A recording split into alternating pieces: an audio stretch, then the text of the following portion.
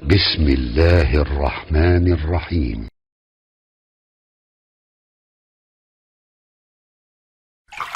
Apakah diampuni dosanya bagi orang yang pernah salah? Seperti di Quran surah keempat An-Nisa ayat ke-100, dikisahkan orang yang tobat, yang kemudian ingin berhijrah kepada Allah Subhanahu wa Ta'ala, lalu diampuni dosanya. Bahkan uniknya, ketika dia hijrah belum sampai ke tujuan, di perjalanan wafat dia, diampuni dosanya. Wa may yuhajir fi sabilillah yajid fil ardi muraghaman katsiran wa was'a.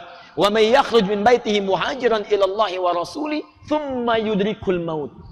Siapa yang baru berangkat untuk berhijrah, baru kefikiran, kemudian dia berniat siap-siap hijrah, belum sampai ke tujuan, baru memperbaiki diri saja, tiba-tiba wafat dan istighfar dia di situ, maka diampuni dosanya oleh Allah Subhanahu wa Ta'ala. Faqad waqa'a ajruhu 'ala Allah.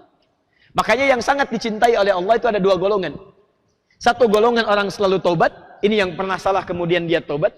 Yang kedua orang yang menjaga diri dari kesalahan, namanya mutatahhir. Jaga, suci. Ketika terpikir maksiat, dia jauhi. Akan berbuat maksiat, dia tinggalkan. Itu mutatahhir.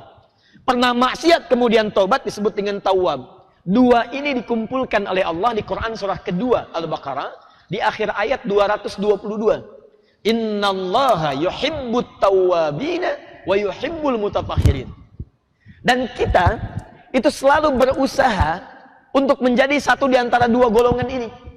5 kali kita dalam sehari berdoa kepada Allah untuk mendapatkan satu di antara dua golongan ini.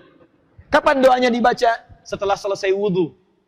Asyhadu an la ilaha illallah wa asyhadu anna Muhammadar Rasulullah. Lihat, Allahumma ja'alni minat tawwabin wa ja'alni minal mutatahhirin.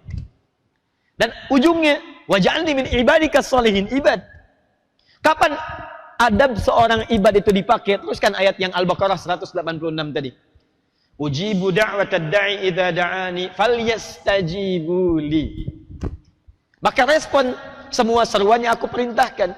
Seruan yang Allah sampaikan lewat lisan Nabi ataupun langsung lewat firman Allah Subhanahu wa Ta'ala, itu bukan hanya perintah, bukan hanya larangan, tapi ada berita di dalamnya. Jadi ada yang terkait dengan ibadah, ada yang terkait dengan akidah, ada yang terkait dengan akhlak atau adab. Tayyib, yang terkait dengan ibadah, salat misalnya. Allah perintahkan salat. Wa aqimus shalah, Al-Baqarah ayat ke-43. Tunaikan salat. Bagaimana cara salatnya? Pakai adab. Quran surah ke-7 ayat 31 tadi. Ya bani Adam khudhu zinatakum inda kulli masjid. Anda datang ke undangan manusia pakai pakaian bagus. Kata Allah, saya lebih berhak menerima perlakuan lebih baik dari kalian dibandingkan kalian datang kepada manusia. Gunakan yang terbaik. Khusyuk. Antum mau ketemu pimpinan, malam-malam tuh dikarang-karang kalimatnya. Bahkan pemain sinetron sampai latihan nangis. Silakan cek, ada yang latihan nangis, ada latihan serius, saking khusyuknya memerankan peran dalam sinetronnya. Kenapa dalam kehidupan realnya yang itu abadi nanti akan dibawa sebagai bekal menghadap kepada Allah, Anda tidak serius? Makanya kalau dalam sinetron Anda bisa salat khusyuk, kenapa kalau dalam keseharian Anda tidak bisa khusyuk dalam kehidupan? Muncul Quran surah kedua Al-Baqarah ayat ke-45 sampai dengan ke-46. Wasta'inu bis-sabri was-salah wa innaha lakabiratun illa 'alal khashi'in. Siapa orang khusyuk itu? Orang khusyuk adalah orang yang punya adab saat akan menunaikan salat. Lihat ayat 46-nya. Alladzina yadhunnuna annahum mulaqu rabbihim wa annahum ilaihi raji'un. Mereka merasakan dengan kuat bahwa saat akan salat itu saya akan menghadap kepada Allah Subhanahu wa Ta'ala. Makanya ketika mereka merasa menghadap kepada Allah, punya perasaan yang kuat, maka mereka sempurnakan supaya bersih menghadap kepada Allah. Wudu dia sempurnakan. Quran surah 5 ayat yang ke-6-nya.